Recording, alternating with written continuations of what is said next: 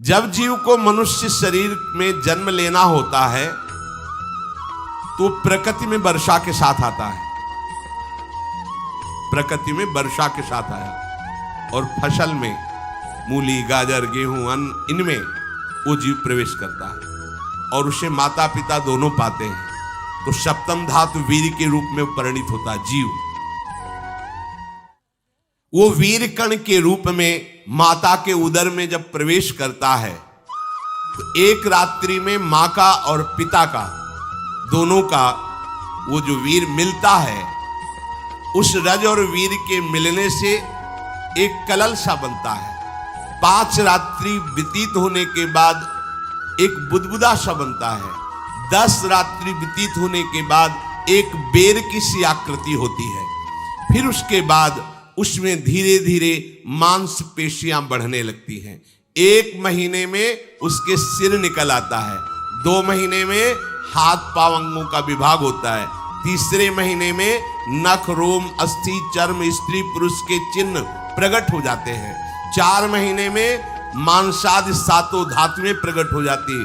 5वें महीने में चेतना जागृत हो जाती है। जैसे अपने चेतना, ऐसे 5वें महीने में गर्भस्थ शिशु की चेतना जागृत हो गई। जीव है पर चेतना 5 महीने बाद मां के गर्भ में जागृत। अब उसे भूख लगती है, प्यास लगती है, वहां की तापमयी जलन, पीड़ा, छोटे छोटे कीड़ों के द्वारा काटना। 6ठे मास में झिल्ली से लपटा हुआ मां की दाहिनी कोख में कीड़े की तरह तड़पता है। उस समय माता को कड़वे और खट्टे पानी की लालसा होती है, जिससे उसके अंगों में जाकर भयंकर जलन होती है। यह है भोग। वो कृमि कीड़े की तरह तड़पता है। मलमूत्र के गड्ढे में बीच में झिल्ली में बंधा हुआ वो जीवात्मा सुकुमार तो होता है, वहां के कीड़े उसे नोचते छोटे छोटे, वो तड़पता है। माता प्रसन्न होती कि जब बच्चा हिलता है, बोले है उसकी दुर्गति हो रही, वहां भयंकर कष्ट पा रहा है। ऐसा क्लेश होता है कि क्षण क्षण में बेहोश होता रहता है। माता के खाए हुए कड़वे, तीखे, गरम, नमकीन, रूखे, खट्टे, यही पदार्थ पाने की इच्छा होती है माता, क्योंकि उसको भोग भोगना है। उसके कोमल शरीर में भयानक पीड़ा होती है जब माता ऐसे पदार्थ खाती है। गर्भाशय की झिल्ली में लिपटा हुआ, आंतों और मलमूत्र से घिरा हुआ सिर, पेट की और पीठ और गर्दन एक कुंडलाकार, ऐसे कंकण जैसा, ऐसी आकृति गर्भस्थ शिशु की होती है। पिंजड़े में बंद पक्षी के समान पराधीन, ना तो वो हिलडुल सकता है ना बोल सकता है। बड़ा असमर्थ दुख को भोग रहा है, चेतना पूरी है। इसी समय भगवान द्रवित होकर उसे ज्ञान देते हैं, गर्भस्थ शिशु को, सबको। जी उसे ज्ञान होता है तो सैकड़ों जन्म के कुकर्मों से याद आते हैं, सैकड़ों जन्म के। ओहो, ये मेरे कर्म का ही फल, मैंने ऐसे कर्म किए इसलिए दुख भोग रहा हूं। बेचैन हो जाता है, कैसे निपट पाऊंगा, सैकड़ों जन्म के कर्म जमा है। अब महान अशांति उसके हृदय में, उस शरीर में भयंकर पीड़ा। कुंडलाकार शरीर है, हिल भी नहीं सकता है, बस कीड़े काटते, बड़ी तड़पन, बड़ी जलन, भूख प्यास की जलन। अब एक और भयानक जलन हुई, उसे स्मरण हो जाता है कई जन्मों के, सैकड़ों जन्मों के पाप कर्मों का। 7वां महीना आरंभ हुआ कि ज्ञान का उन्मेष हो गया। अब प्रसूति वायु उसे चला रही है, तड़पता है वो। सप्त धातु में स्थूल शरीर से बंधा हुआ वो जीव भयभीत होकर के पुकारता है, अगर कोई भगवान है तो एक बार मुझे यहां से निकाल दे। वो विनय करता है भगवान से, कोई अगर भगवान है जिसने मुझे इस बंधन में डाला है, एक बार निकाल दे, यहां से जाके केवल भजन करूंगा। जीव कहता, जंतुरुवाच तस्योपशन्नमवितुम जगदिच्छयात् नाना तनोर्भुवि चलच्चरणारविंदम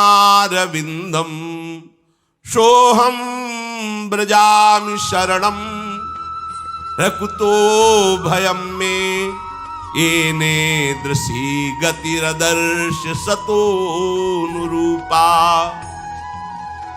हे प्रभु, मैं बड़ा अधम हूं। ये ज्ञान भगवान की तरफ से गर्भस्थ शिशु को होता है। देखो, स्वयं वो इतना कष्ट पा रहा है, फिर जब आप गर्भ हत्या करते हैं तो आपका पाप कितना बड़ा होगा, सोचो। सब माताओं से विनय है, संयम से रहो, सावधान रहो। ये हत्या ऐसी नहीं कि तुम्हारे दान पुण्य से क्षमा हो जाएगी।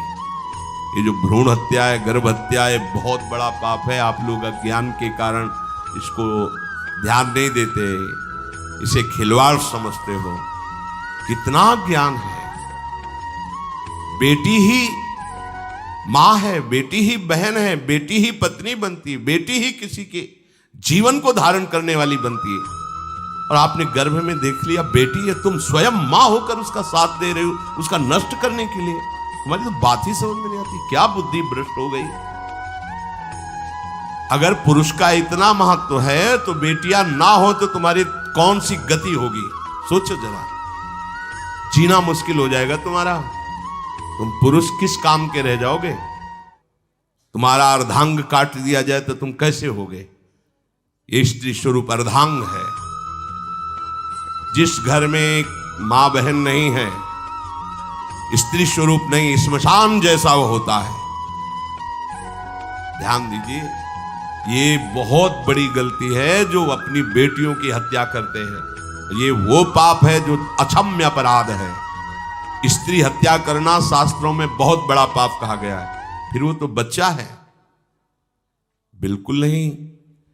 जिनसे हो गया है, श्रीमद् भागवत का सप्ताह मूल संस्कृत से सुनो और भगवान से प्रायश्चित प्रार्थना करो कि हे नाथ, भूल से गलती हो गई, दूसरा कोई उपाय नहीं। ध्यान से समझ लीजिए, तुम्हारे भ्रूण हत्या, गर्भ हत्या के पाप को नष्ट करने में एकमात्र श्रीमद् भागवत समर्थ है, दूसरा कोई नहीं। कोई दान पुण्य तीर्थ स्नान तुम्हें क्षमा नहीं कर पाएगा। यह ऐसा महापाप है। अगर हृदय में जलन करके और मूल संस्कृत के द्वारा पूरी 7 दिन में भागवत श्रवण की जाए नियम से, तो भागवत समर्थ है, इस हत्या के पाप से भी आपको मुक्त कर देगी। जिनके ऐसे हत्या हो गई हो करवा लो, नहीं तो बुद्धि आगे भ्रष्ट करके तुम्हें हरि गुरु से विमुख कर देगा। ये पाप ऐसा नहीं कि तुम्हें 2-4 माला घुमाने से क्षमा हो जाएगा। ये महत अपराध है। सबकी समझ में नहीं आता, समझ जाओ, नहीं तो आप जहां भी हो वहीं से भ्रष्ट कर देगा। ये अपराध नष्ट नहीं होगा, श्रीमद् भागवत की कृपा से नष्ट हो जाएगा। यह हमें बहुत विश्वास है। श्रीमद् भागवत सप्ताहिकी ये है ही महामहिम। प्रेत योनि को प्राप्त धुंधकारी को सीधे भगवत पार्षद स्वरूप देकर परम पद में आरूढ़ कर दिया। केवल 7 दिन की मूल संस्कृत एक भी श्लोक नहीं छूटना चाहिए। अगर सप्ताहिकी का पारायण हो तो इस भ्रूण हत्या, गर्भ हत्या से भी निवृत्ति मिल जाए। अब वो जीव भगवान को पुकारता है, मैं बड़ा नीच अधम हूं। भगवान, आपने जो मुझे गति दिखाई है तो मेरे कर्म के अनुसार ही है, आपका इसमें कोई दोष नहीं।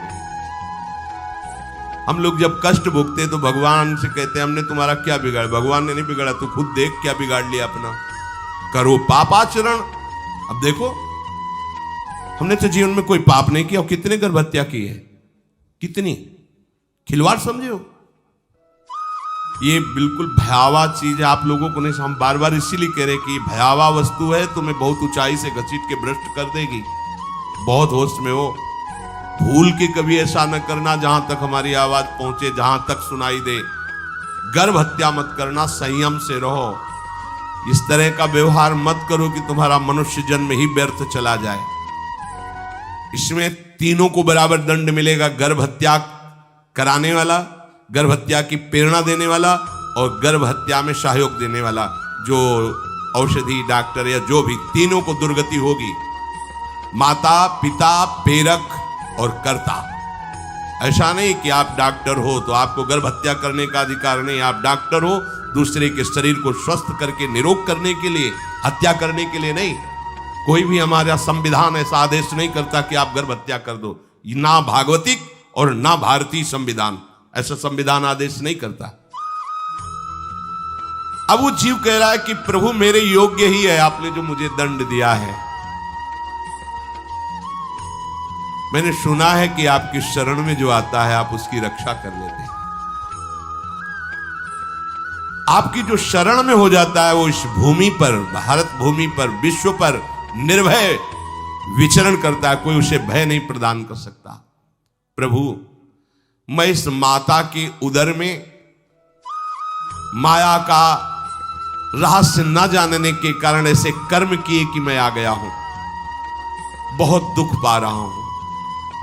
हे निर्विकार अखंड बोध स्वरूप परमात्मा, मैं बार बार नमस्कार करता हूं। प्रभु मेरे ऊपर कृपा कर दो, एक बार इस गर्भ से निकाल दो। मैं यहां से बाहर जाकर आपका निरंतर भजन करूंगा। ये वादा करके आए हम प्रभु से सब। प्रभु ने करुणा करके हमें चांस दिया है मनुष्य शरीर। प्रभु मैं बहुत जन्मों से इस समय स्मृति आ रही देख रहा हूं, कर्मों में भटकता रहा आपसे विमुख होकर के। ये जो मुझे अभी ज्ञान हो रहा है केवल आपकी कृपा से तत्कालिक है। तत्कालिक, एक तत्कालिक वैराग्य होता है। जैसे कथा सुनियो मन में आया कि अब तो भजन ही करना है, ये तत्कालिक है, स्थायी नहीं है। इसे स्थायी बनाओ। प्रभु आप अंतर्यामी हो, आप सब कुछ जान रहे हो। तीनों तापों की शांति के लिए भक्तजन आपका भजन करते हैं। मैं देहधारी होकर जीव माता के उदर में मलमूत्र से रुधिर की झिल्ली में फंसा हुआ माता की जठराग्नि के ताप से जल रहा हूं। प्रभु एक एक क्षण में यहां विकल होकर केवल इंतजार कर रहा हूं कि किस समय मुझे यहां से निकाला जाएगा। दीन बंधु यहां से कब मैं निकलूंगा। स्वामिन आप बड़े दयालु हो। आप जैसे उदार प्रभु ने मुझ गर्भस्थ शिशु को ये ज्ञान दिया। हे दीन बंधु आप अपनी कृपा से प्रसन्न हो जाइए। प्रभु एक बार निकाल दीजिए। मैं ऐसा भजन करूंगा कि दोबारा संसार के दुख में नहीं आऊंगा।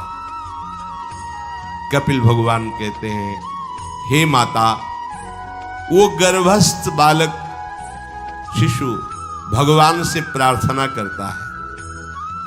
भगवान का आदेश होता है, तत्काल प्रसव वायु धक्का मारती है।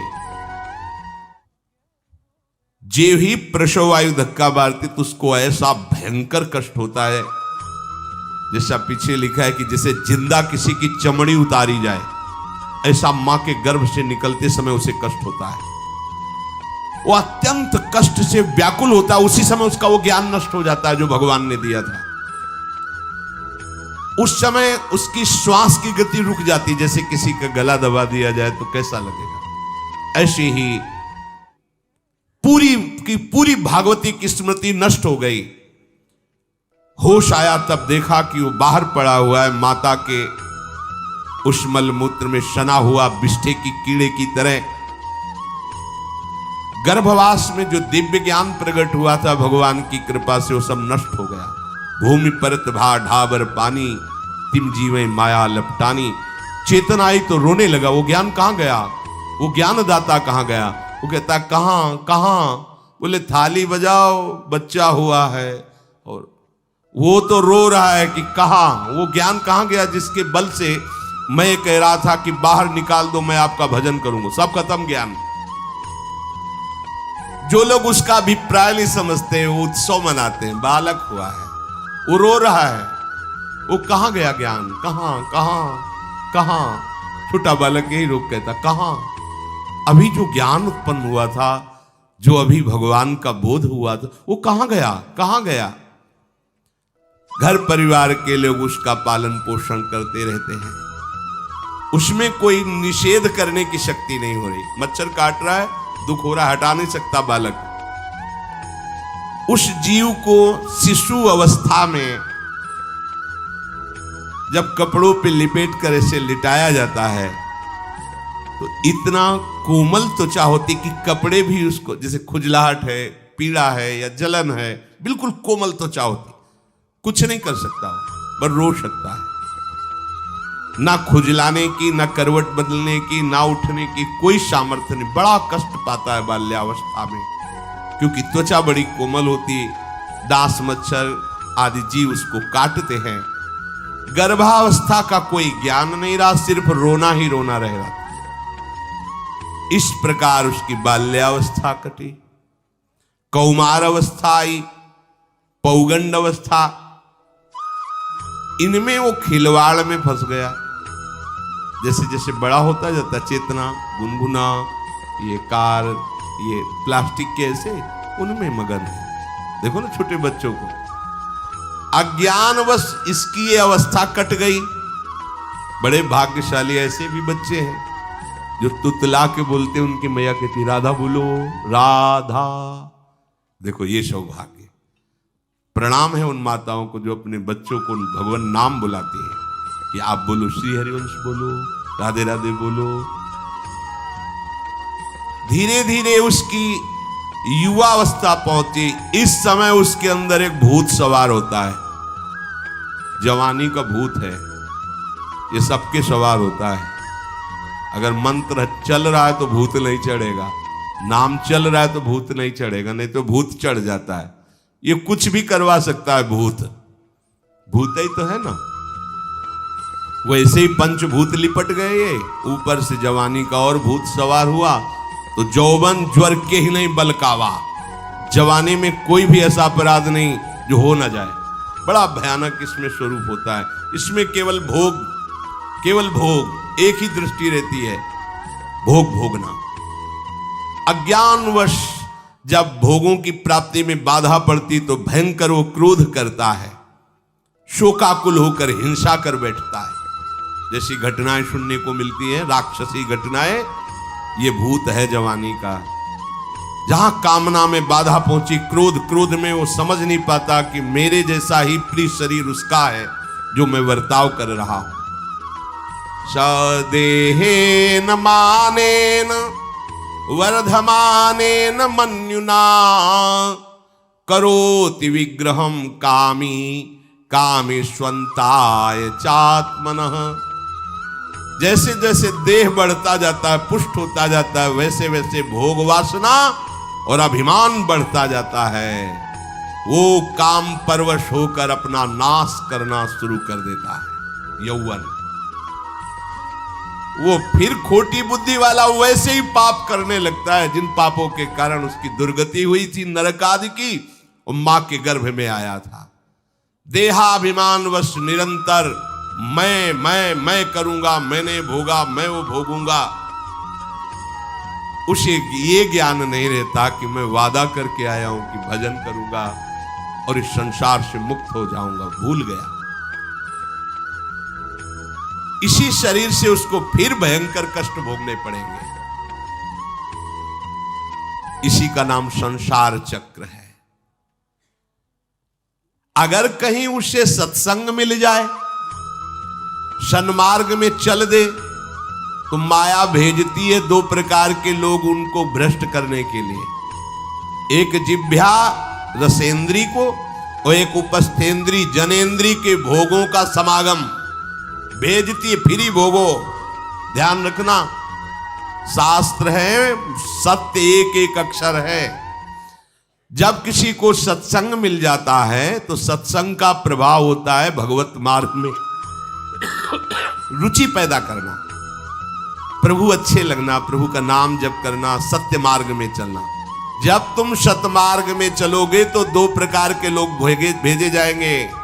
बढ़िया हलवा, बढ़िया खीर, रबड़ी, लो प्रभु, पाव, आरोगो, रसेंद्री और फिर जनेंद्री। फिर ही कोई परेशानी नहीं, भोगिए आप। फिर वो ऐसे विषयी पुरुषों का संग करके वैसे ही पहले की तरह फिर पाप करने लगता है। बहुत होश में, बहुत होश में।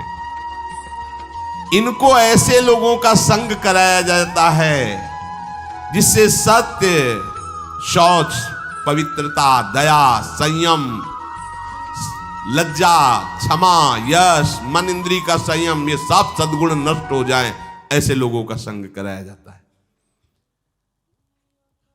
ऐसे लोग बहुत हैं, वो आपको पैसा खर्चा करके वो आपको भोग दिलाएंगे। भोगो भैया, आप इनके लिए नहीं भगवत मार्ग में आए हो, आप प्रभु की प्राप्ति के लिए आए हो। बच्चों सावधान हो। ये देखो शास्त्र कह रहा है, रसेंद्री और जनेंद्री दो की सुविधा देने वाले लोग मिल जाएंगे। अत्यंत सोचनीय, मूढ़, देहात्मदर्शी ऐसे असत पुरुषों का संग करके भ्रष्ट हो जाता है। अच्छा, वो आग लगा दिए, वो चल दिए, फिर नहीं देंगे।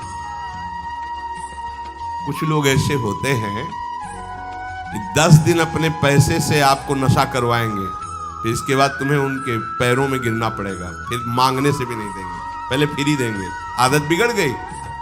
ऐसे लोग मिलेंगे, मुस्कुराएंगे, हंसेंगे, आपको गले लगाएंगे, आपको लगेगा जीवन का सार मिल गया, फिर इसके बाद जूते चलाएंगे, गली में नहीं देखने देंगे। अब तुम्हारी वृत्ति बिगड़ गई, तुम उधर ही ताको, होश में होश में। इस जीव को किसी और के संग से ऐसा बंधन, ऐसा मोह नहीं होता जैसा कामिनियों के संग से होता है। भगवान कपिल देव जी कहते हैं,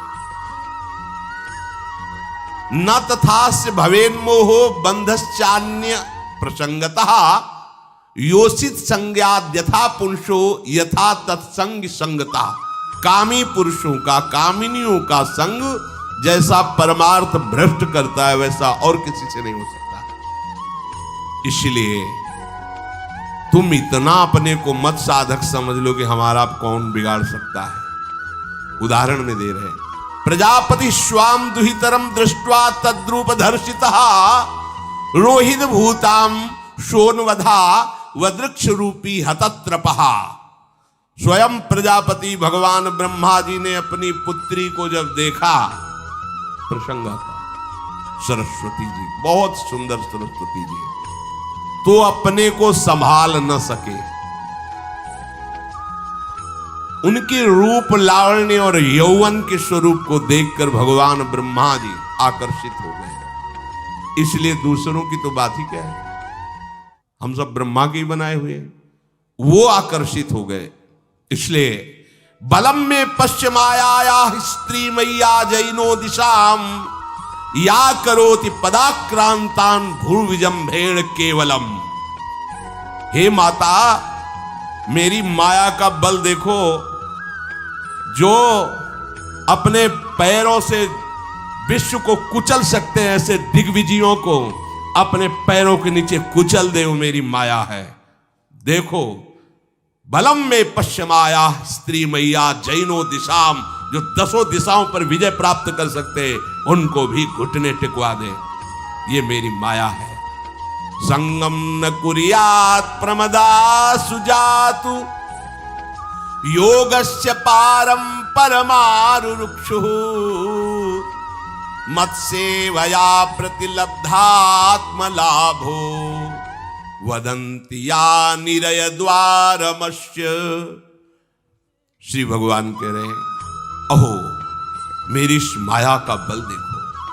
इसलिए जो मेरे को प्राप्त करना चाहता है, योगारूढ़ होना चाहता है, भजन में आगे उन्नति चाहता है, उसे चाहिए जो तुम्हें भ्रष्ट करने के लिए इशारे करे, चाहे स्त्री हो चाहे पुरुष। तजिए ताहि कोटि बैरिशम यद्यप परम सने, वो मित्र नहीं, वो माया के द्वारा भेजा हुआ दूत है। चाहे कोई भी हो, होश में तुम समझते हो कि बाजी जीत गए, भाग्य खुल गए, तरस रहे थे भोगों के लिए, मिल गए भोग। अरे नारकी गतियों से बचने के लिए तुम्हें अवसर मिला था, फिर नरक जा रहे हो। तुम समझते हो कि इसको भोग ले तो सुखी हो जाए, उसको जो भोग रहा है वो समझता है उसको भोग ले तो सुखी हो जाए, उसको वो पूरी सृष्टि इसी भ्रम में फंसी हुई है। होश में हो जाओ। जो परम पद चाहता है, भजन करना चाहता है, ठीक से मार्ग में चलना चाहता है, उसे शब्द भगवान के याद कर लेने चाहिए। चाहे वो स्त्री हो चाहे पुरुष, जो तुम्हें गंदी बातें सिखाए, गंदी बातें दिखाए, गंदी बातें करने के लिए प्रोत्साहन दे, जाके संग कुमति मति उपजय करत भजन में भंग तजोरे मन हरि विमुखन को संग। गृहस्थ हो तो धर्म के अनुसार अपनी पत्नी मात्र में सीमित रहो। ये उद्दंडता तुम्हारा नाश कर देगी। ये जो आज नई रीतियां चल रही हैं, ये भगवान ब्रह्मा जी ने अपने पुत्रों को बुलाया। चारों युग ये पुत्र हैं भगवान ब्रह्मा के, सतयुग, त्रेता, द्वापर, कलयुग। सतयुग से कहा भाई हमने रचा है नरक, तुम्हारा स्वभाव सत्य में स्थित होना है, इसलिए हमारी आज्ञा का पालन करो कि नरक खाली भी नहीं रहना चाहिए। तो उनका पिताश्री, जब हमारा स्वभाव आपने ही रचा है तो मेरे राज्य में कोई नरक जाए, भूल चूक से किसी को नरक नहीं जाने। त्रेता से कहा तो उन्होंने कहा कोशिश करेंगे अपने बड़े भाई का अनुगमन करने की। द्वापर से कहा तो उन्होंने कहा कोशिश करेंगे आपकी आज्ञा का पालन करने की। समझना।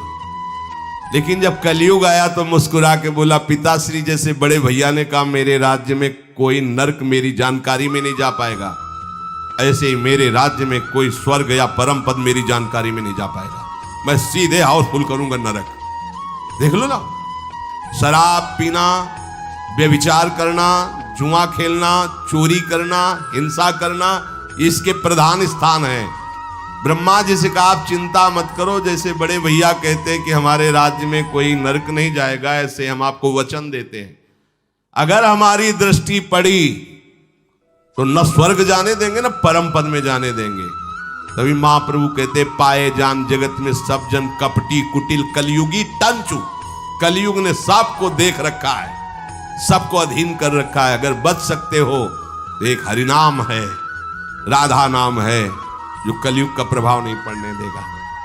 इसलिए होश में, चाहे वो पुरुष हो या स्त्री हो, रिश्तेदार हो, नातेदार हो, कोई हो, जिसके संग से भोग वासना बढ़े, भगवत विमुक्ता हो, दूरी बना लो, तत्काल दूरी बना लो। वो मित्र नहीं, वो भारी दुश्मन है, जो तुम्हें फिर वही दुर्गति में ले जाएगा जो गर्भ में वादा किया वो नहीं कर पाओगे।